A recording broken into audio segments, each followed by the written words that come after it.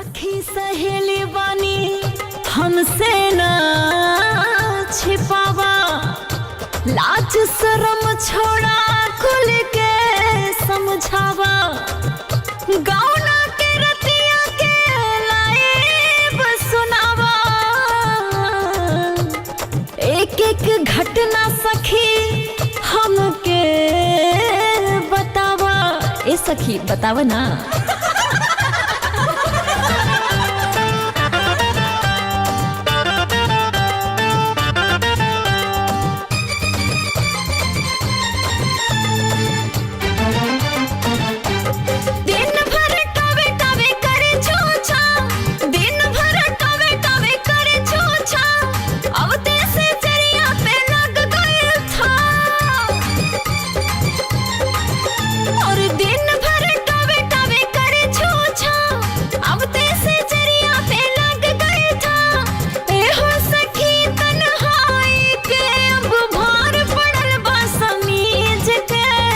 बर्फ के पानी ठंडा न करे सखी हो हमरा चीज के, बर्फ के पानी ठंडा न करे सखी हो हमरा चीज के।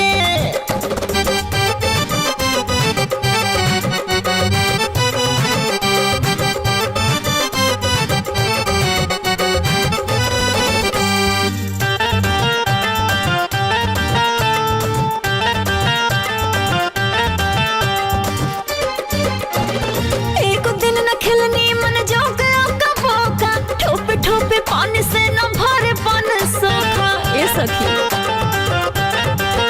हाँ एक दिन न खेलनी मन जो गया कबोका, ठोपे ठोपे पानी से न भरे बन सोखा। का कही आदत भतार के साखी, छुए के छोड़े लगल रहे अकबा की। मन करे दे दे अपन जवानी दूसरा मर्द के लीज पे, बर्फ के पानी सखी हो हमरा चीज के, बर्फ के पानी ठंडा न कर सखी हो हमरा चीज के।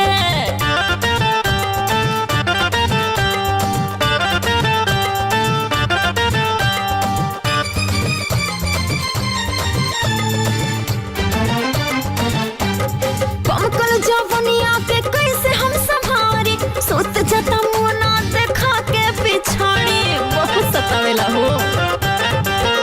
और बमकल जवनिया के कैसे हम संभारी, सोत जाता मोना देखा के पिछाड़ी।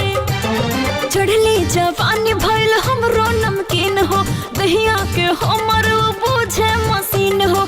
कुछ देह सिलवट पर अपन जवानी करेला हो मन खींच के, बर्फ के पानी ठंडा न करे सखी हो हमरा चीज के, बर्फ के पानी ठंडा न कर सखी हो हमरा